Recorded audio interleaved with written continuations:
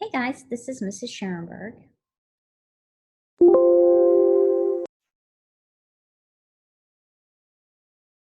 Hey guys, this is Mrs. Schoenberg, and I wanted to teach you this 7.9 lesson. It's called Compound Inequalities. And we're going to be graphing computer inequalities on a number line, solving compound inequalities containing and, solving compound inequalities containing or. So you're still going to need to read the directions really well in Hawks. Sometimes they'll ask you to do algebraic notation, and sometimes they will have you enter your answer in interval notation. Okay, so sometimes algebraic. Get my pen working here.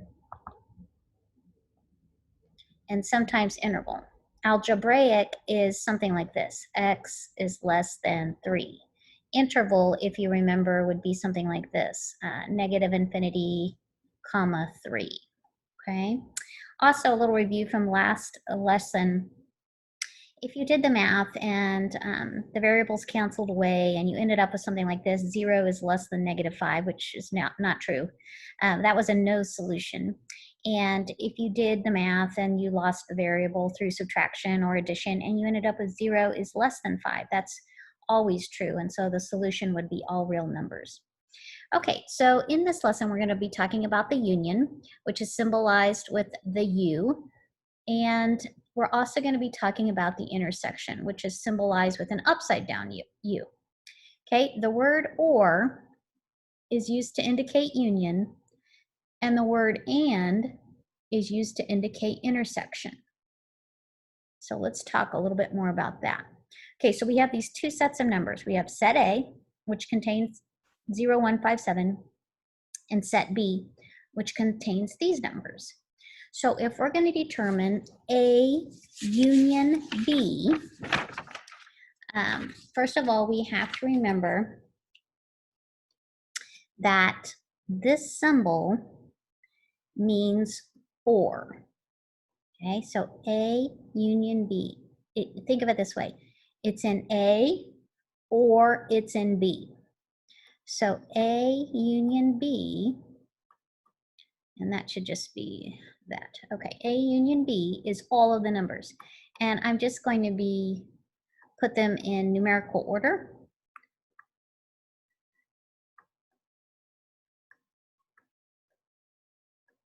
And that little squiggly line at the end is the set notation.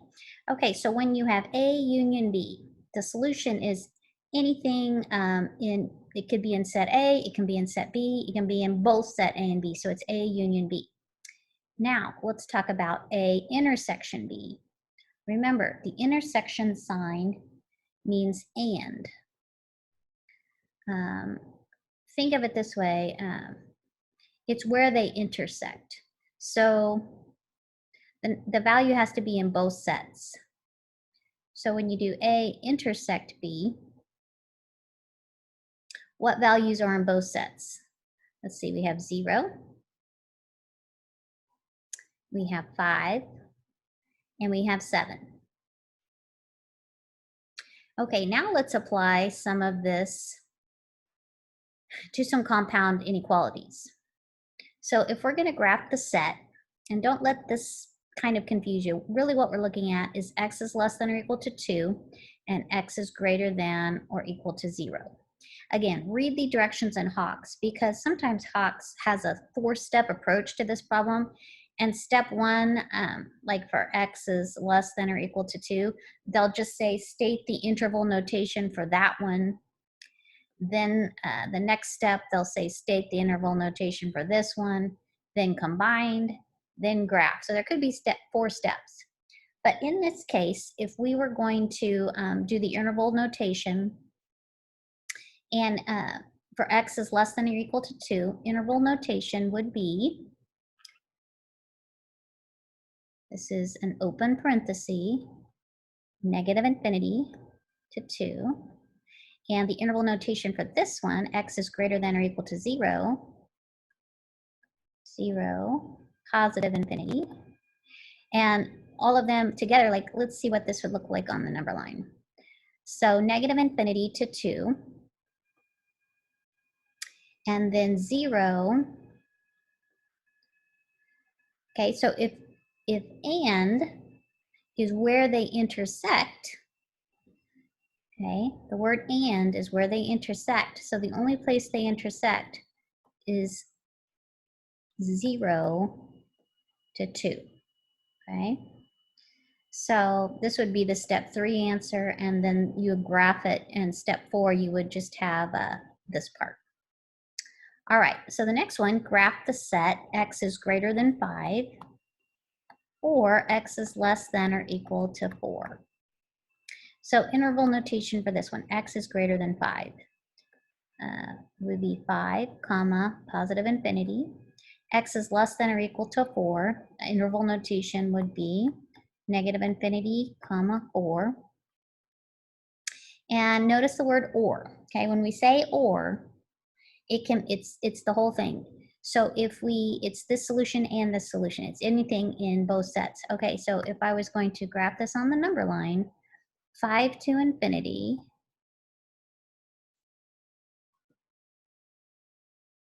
and negative infinity to 4.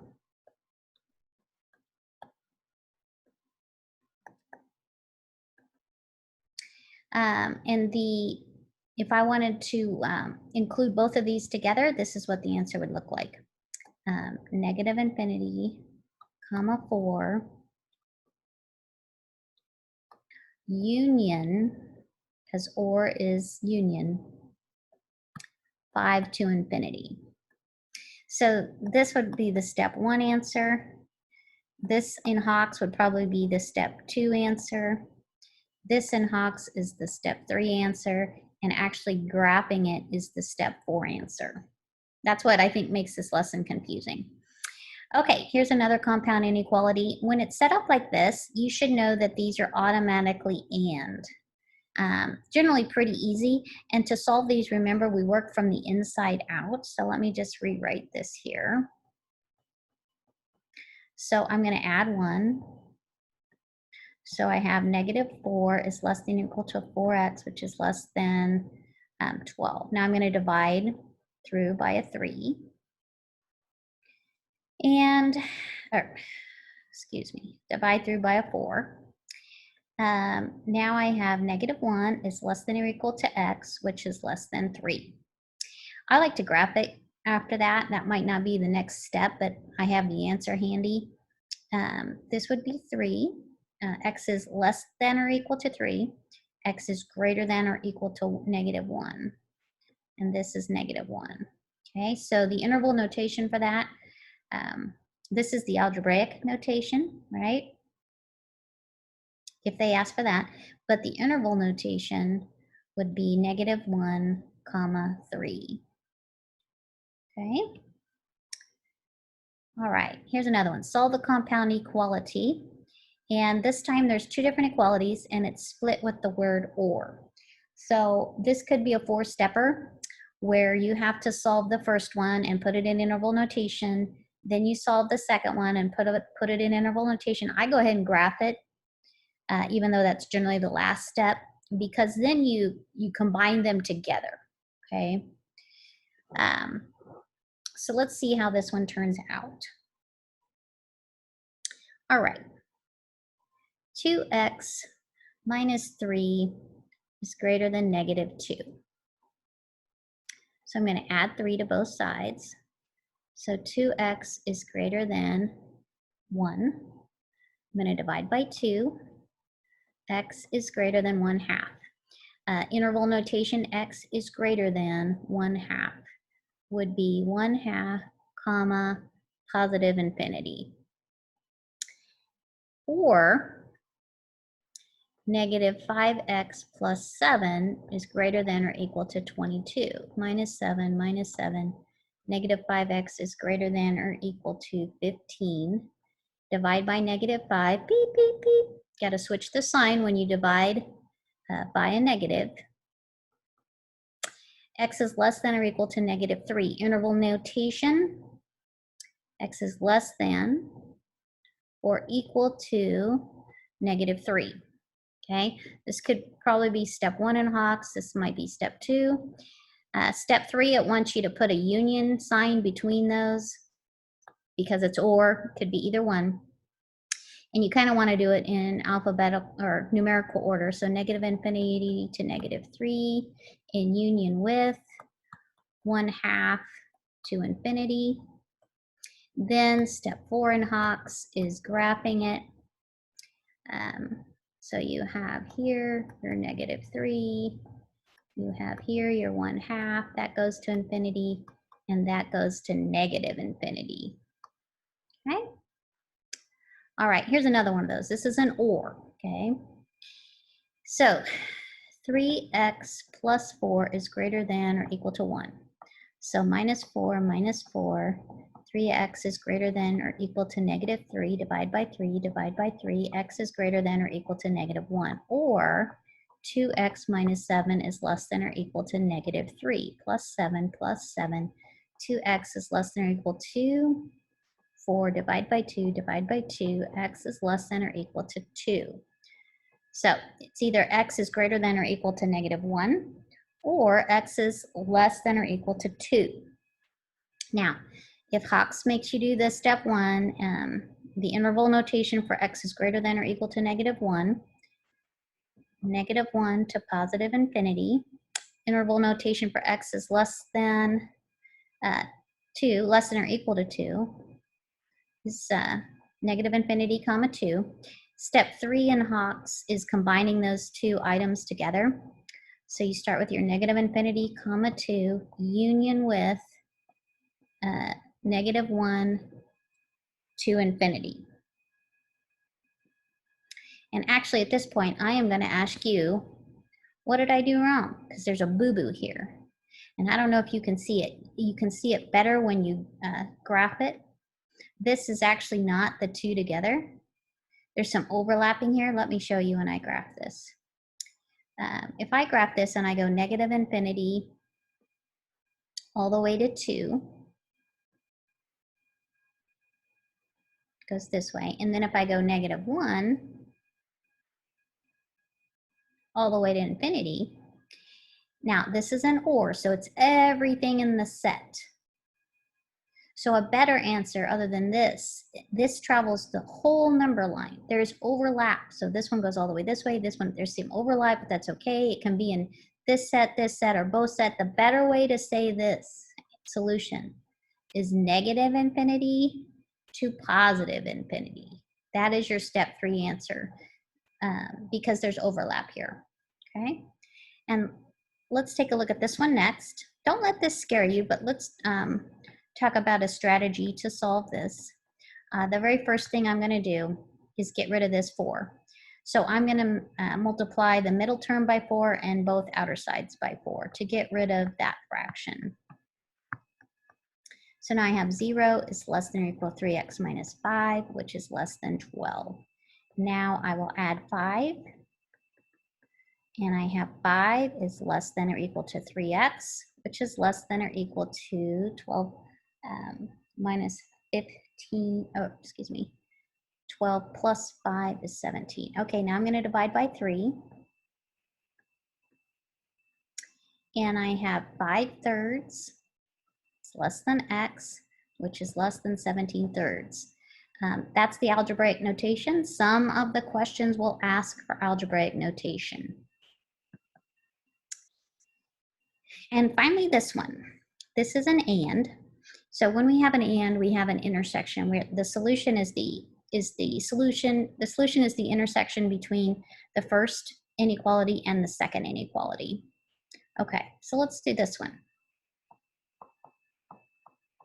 Let's go ahead and distribute. Negative 5y plus 15 is less than or equal to 30. Minus 15, negative 5y is less than or equal to 15. Divide by negative 5, beep, beep, beep. I'm beeping because I need to switch my sign. Y is greater than or equal to negative 3. And let me just subtract 7 from both sides. Y is less than or equal to 2. So I have y is greater than or equal to negative 3 and y is less than 2. If they want algebraic notation, this is going to be negative 3 all the way to positive infinity. And this would be negative infinity to 2. Let's graph this, because when we say and, we need to look at the intersection between these two items. So here's 2. Let's go negative infinity to 2, and then we have negative 3 to positive infinity. So and is looking for the intersection. So the intersection is this this area from negative 3 to 2 where it overlaps. So this right here is the solution for both of them. This is interval notation for the first. This is interval notation for the second. This is the third, step 3. And if you graph it, you would only graph this, okay? You would not graph it like I have it here. You would only graph it where it intersects, okay? So I hope that helps you with 7.9. It goes a little faster than you think because there are some step 4 type problems. Good luck.